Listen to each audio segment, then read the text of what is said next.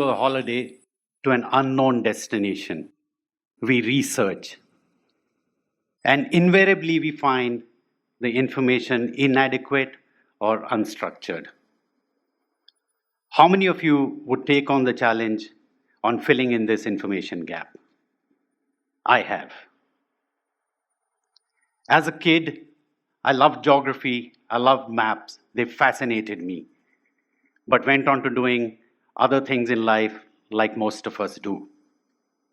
While studying in a boarding school in Himachal, I was nominated for a mountaineering course to Darjeeling. I loved the mountains, showed me different mountains. It gave me skills to explore the Himalayas.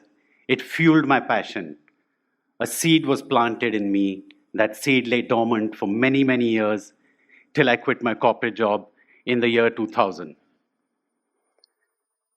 Upon quitting my corporate job, my passion for the outdoors took over and I started trekking around extensively in the Himalayas. I used many guidebooks. I used the Lonely Planet guidebook. It had 30 treks ranging from Ladakh to Darjeeling. I used the Trailblazer guidebook. It had just 5 treks in it, but little more detailed. It had a handwritten map. These are very basic guidebooks. They were just containing text and 1 or 2 photographs. They lacked information. I'd done most of these treks and decided to explore the unexplored treks which had virtually zero information. I took experts with me. There was a fear of the unknown.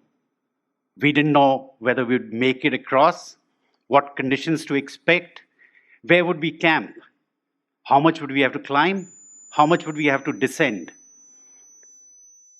I didn't know where to go, but that adventure was fueling me, and we kept exploring more and more. You'd appreciate my modern, sophisticated, comfortable dining cum kitchen. This is how we explored the Himalayas. We had to travel light. I had trekked around extensively and decided that I'm going to share my passion with the world and decided to document a trekking guidebook. I approached Digital Globe. This is the original image of Google Earth. I wanted to plot my treks on it. I didn't know where to start, how to plot these. I had to learn new technologies. I would zoom into my map, I would zoom into Google Earth, follow my way to the closest roadhead, identify the starting point, identify the ending point, and mark the trail on the map. This is a beautiful image, but it lacked putting in more information on it visually. Hence, the line maps. Not only could I plot where we stayed, but I could also plot possible places that you could camp at. I could mark the mountains, rivers, streams, names of places, and also give you alternate options on it. We needed an elevation map. So we made one in meters and in feet, showing you how much you had to climb and how much you had to descend on a daily basis and the distance. I wanted the guidebook to be visually beautiful, informative. Hence, we had the satellite image, the line map, elevation profile, some photographs, and text. But while compiling my own guidebook, I found my own information inadequate. Typically, an elevation profile is never really a linear straight line. It always goes up and down into the valley and up again. Answer lay in technology. Equipped with multiple GPSs, a computer to download my trails, a foldable solar panel packed into this unbreakable suitcase, off we set again. My electronics weighed 30 kgs. I needed a porter to help me. And then we needed another porter to carry the porter's sleeping bag, his clothes, his food, and it was a chain reaction.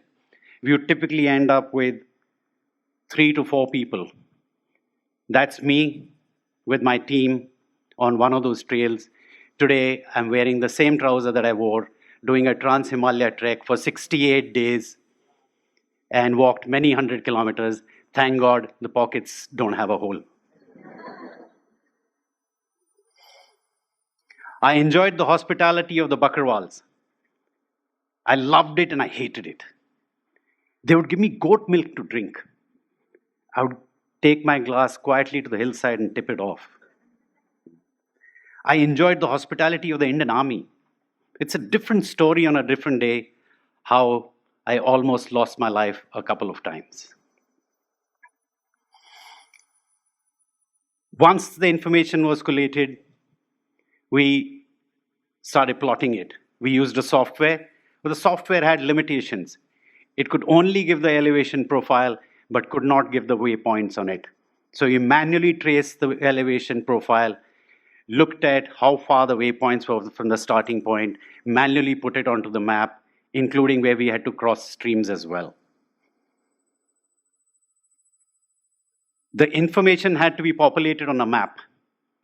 I downloaded Zoom level 14 open cycle maps. Zoom level 14 in a layman's term means 1 centimeter of the map represents 130 meters on ground. This is just an example of 2 such tiles. I would need about 500-600 of them to be stitched together. I had to zoom in to match the contour lines exactly and then zoom out. I had to zoom in and zoom out so often that I thought I'm going to get a squint eye. Once the tiles were stitched, next came the task of populating the information on it. Typically, I would look at a roadhead, find the starting point, zoom into my GPS instrument, see exactly where the contour lines went and where the trail went past those contour lines, zoom into the map, and manually draw the line. We drew all rivers, streams, lakes, and even alternate options on it. This was for a single trek that I was doing. But then I found that my efforts were being duplicated between trails because they were quite close to each other. So I decided that I'm going to make one complete large map.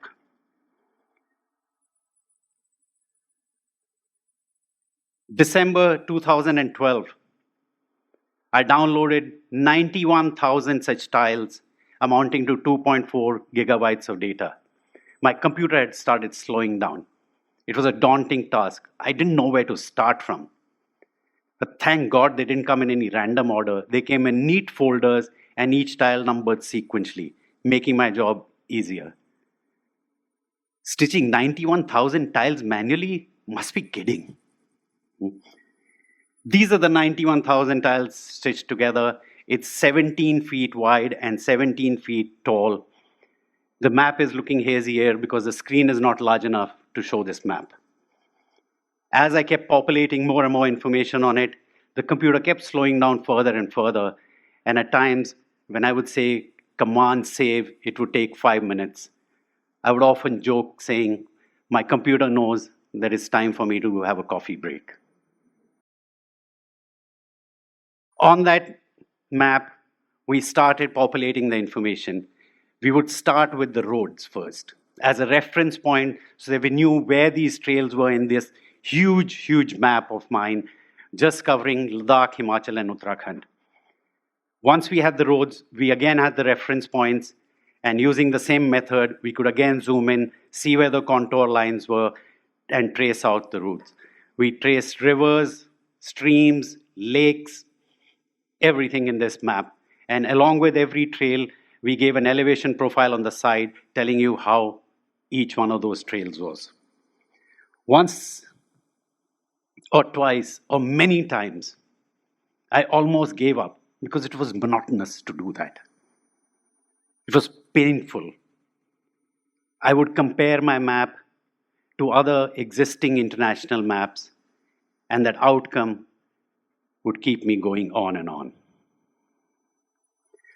Once the digital map was ready, now came the task of printing it. I went to hoarding printers. The output was very hazy because of dots per inch. couldn't read the map at all. We couldn't find a printer to print such a large map. I thought my project had come to an end. But then you invariably find solutions. So the solution was printed in 4 feet wide, 17 feet long rolls. So we printed the map, got it home. I cleared out my living room, laid down these, and I would lie down on the map trying to match the contour lines to stitch it, often lying down on it, checking for errors. We didn't have a living room for many months. My family was cursing me. 3 years of whatever you call it, joy, pain, was coming to an end. It's like a beautiful journey ending. I had tears of joy in my eyes. This is a photograph taken a day before the launch of the map at the Indian Mountaineering Foundation. Even the officials had to lie down on it to read it.